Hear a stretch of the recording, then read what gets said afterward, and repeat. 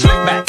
No, slick back. That's what I said. Slick back. No, nigga, I'm a pimp named Slick back. Pimp named Slick back. Pimp named Slick back. Nigga, are you deaf? I'm a pimp named Slick. Assalamualaikum warahmatullahi wabarakatuh. Introduce myself, my name is Usi Feris Fariga.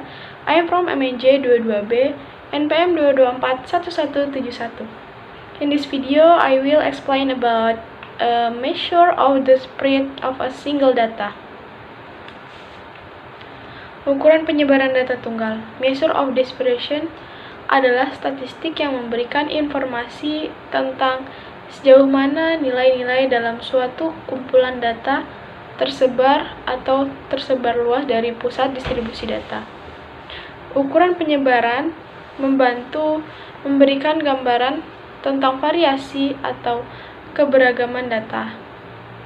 Beberapa ukuran penyebaran data tunggal yang umum melibatkan perbedaan antara lain nilai-nilai individu dan bagaimana nilai-nilai tersebut tersebar dalam kumpulan data.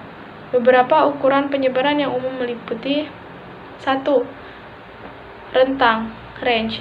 Rentang adalah perbedaan antara nilai maksimum dan minimum dalam kumpulan data. Rumusnya sederhana, rentang sama dengan nilai maksimum dikurang nilai minimum rentang sama dengan nilai maksimum dikurang nilai minimum. Yang kedua yakni variasi. Variasi mengukur seberapa jauh rata-rata nilai dalam kumpulan data dari nilai-nilai ratanya. Variasi dihitung dengan mengambil selisih kuadrat antara setiap nilai dan rata-rata, menjumlahkan seluruh selisih kuadrat tersebut dan kemudian membagikannya dengan jumlah total nilai. Deviasi standar.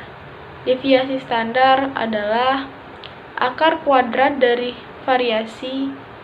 Hal ini memberikan ukuran penyebaran data dalam suatu satuan yang sama dengan data aslinya. Yang keempat yakni kuartil.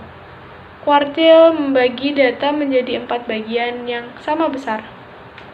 Kuartil pertama, KI, adalah nilai yang membagi 25% terendah. Kuartil kedua, Q2, adalah median yang membagi data menjadi 2 bagian setara. Dan kuartil ketiga, QX, membagi 25% data tertinggi. 5. Jangkauan antara kuartil, interkuartil, range, atau IKR. IKR adalah perbedaan antara kuartil ketiga dan kuartil pertama. IKR memberikan ukuran penyebaran yang lebih resisten terhadap pencilan daripada rentang karena hanya mempertimbangkan bagian tengah distribusi data. Beberapa tujuan utama dari ukuran penyebaran. Yang pertama yakni memberikan informasi tentang keragaman data. Ukuran penyebaran membantu menyampaikan sejauh mana nilai-nilai dalam kumpulan data tersebar atau bervariasi. Hal ini memungkinkan kita untuk mendapatkan pemahaman yang lebih lengkap tentang variasi dan diversitas data. Yang kedua, menunjukkan tingkat ketidakpastian. Ukuran penyebaran dapat memberikan indikasi seberapa rapat atau longgar distribusi data. Nilai penyebaran yang tinggi menunjukkan ketidakpastian atau variasi yang signifikan dalam data. Yang ketiga, mengidentifikasi pencilan atau nilai ekstrim.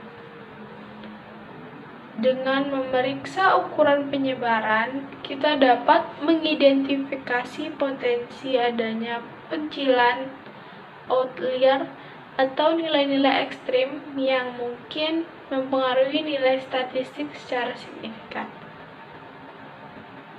Yang keempat, mendukung pengambilan keputusan. Untuk penyebaran membantu analis statistik dan mengambil keputusan untuk membuat estimasi dan prediksi yang lebih baik tentang sejauh mana data dapat bervariasi. Ini penting dalam konteks perencanaan dan pengambilan keputusan. Yang kelima yakni menilai konsistensi dan keadaan data. Dengan memahami sejauh mana nilai-nilai tersebar, kita dapat menilai konsistensi dan keadaan data. Jika data memiliki penyebaran yang rendah, mungkin lebih mudah untuk melakukan generalisasi atau pembuatan prediksi yang akurat.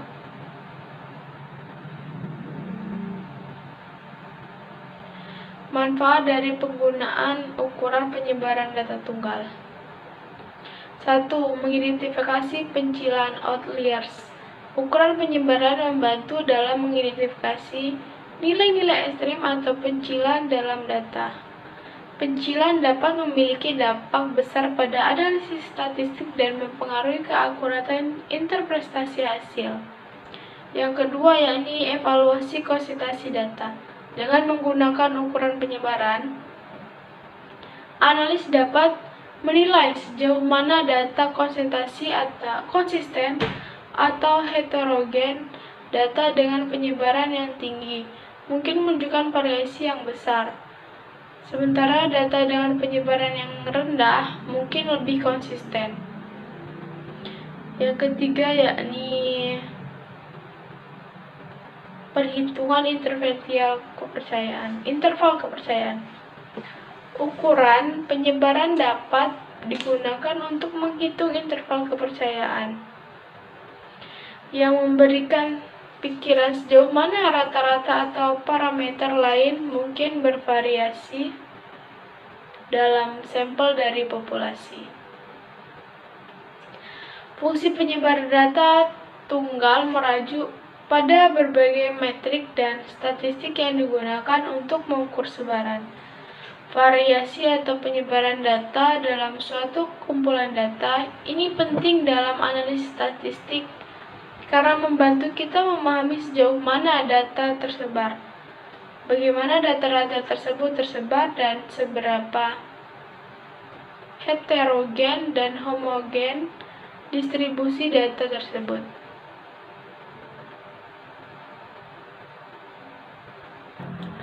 The explanation of the material from me. I apologize if there are sentences that are less pleasing. Thank you.